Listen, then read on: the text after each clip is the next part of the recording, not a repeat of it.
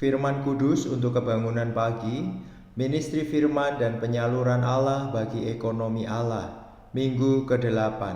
Penyaluran Allah Tritunggal sebagai hayat ke dalam manusia tripartit menurut keadil benarannya, melalui kekudusannya dan kepada kemuliaannya. Hari ketiga.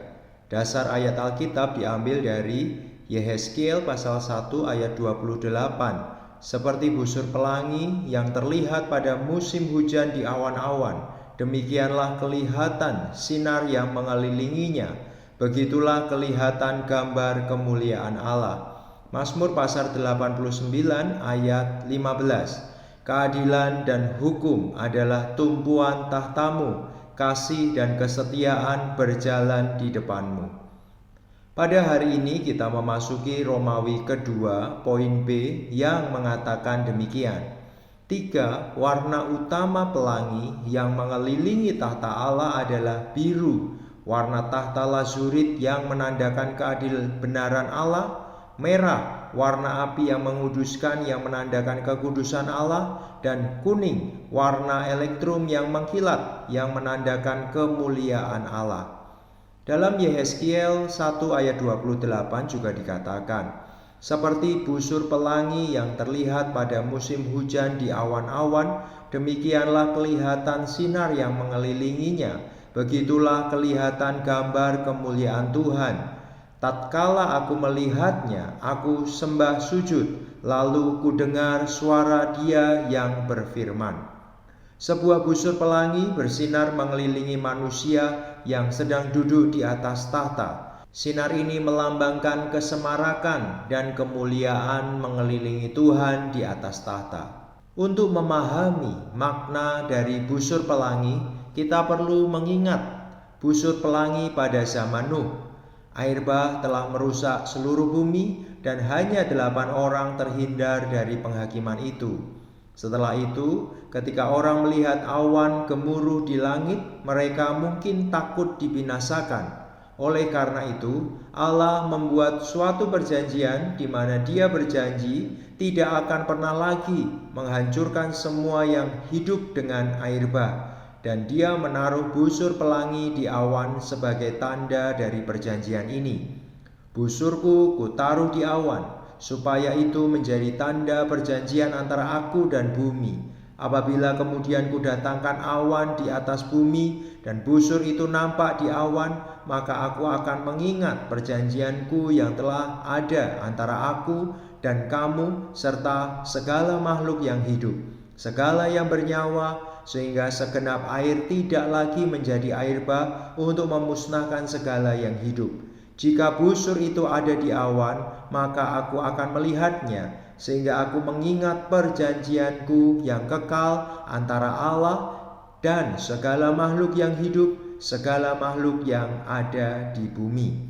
Oleh karena itu, busur pelangi adalah sebuah tanda kesetiaan dan janji Allah untuk tidak menghancurkan manusia jatuh dengan air bah. Dalam pelangi ada beberapa warna yang berbeda, tetapi warna dasarnya hanya 3, yaitu merah, kuning, dan biru. Ketika warna-warna ini bersinar dan berbaur, mereka menghasilkan warna-warna lain seperti orange, hijau, dan ungu. Sangatlah bermakna bahwa 3 warna utama dari pelangi adalah merah, kuning, dan biru, karena mereka berkaitan dengan apa yang telah kita lihat dalam kitab Yehezkiel. Tahta kelihatan seperti batu nilam biru, suasa berwarna kuning, api berwarna merah. Dengan penyinaran dan pembiasan mereka, 3 warna ini bergabung untuk membentuk busur pelangi.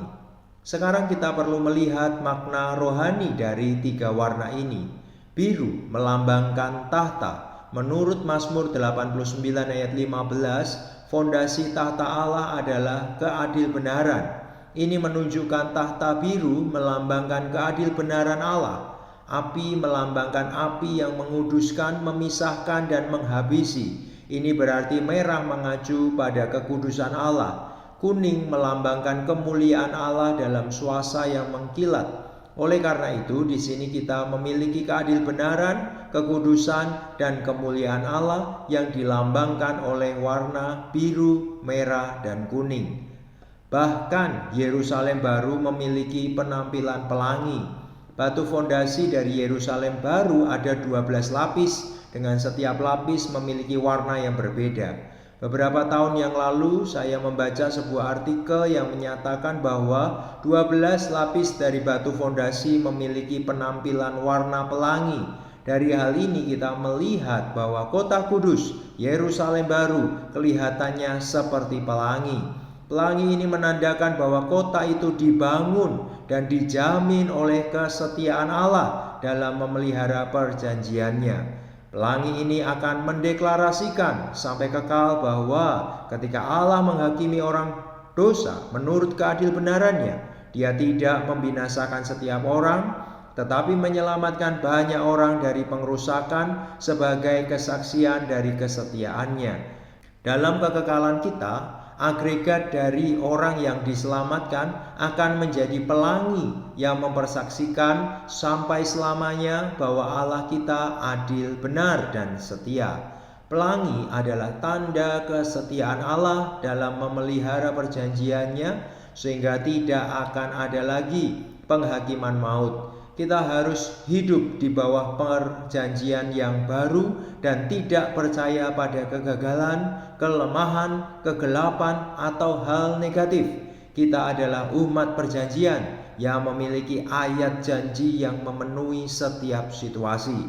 Kita bisa diyakinkan dan berada dalam damai sejahtera dalam kehidupan gereja, sebab tidak ada lagi maut. Semakin kita berkata tidak ada lagi, kita semakin menyadari bahwa kita tidak memiliki kematian, tidak ada kegagalan, tidak ada kelemahan, dan tidak ada kegelapan. Karena kita hidup di bawah perjanjian Allah, bukan di bawah perasaan kita, keyakinan kita, atau lingkungan apapun. Kita diamankan, dijamin, dan dilindungi oleh janji-janji yang berharga dan sangat besar dalam perjanjian Allah. Perjanjian Allah menyatakan bahwa ketika langit berawan, kita harus memanggil kesetiaan Allah untuk datang, yang berarti kita memanggil pelangi.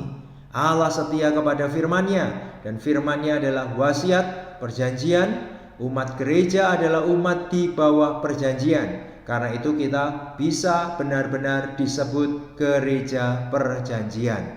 Mari kita berdoa. Ya Aba, ya Bapa, setiamu teguh kukuh, kami menyembah-Mu. Pelangi lingkungi tahta-Mu untuk menyatakan kesetiaan-Mu. Kami percaya ya Bapa, janji kurnia-Mu pada kami akan Kau genapkan tentu. Hari demi hari dan terus menerus kami menikmati kesetiaan dan kemanisan-Mu. Amin. Demikianlah firman kudus untuk kebangunan pagi hari ini. Tuhan Yesus memberkati.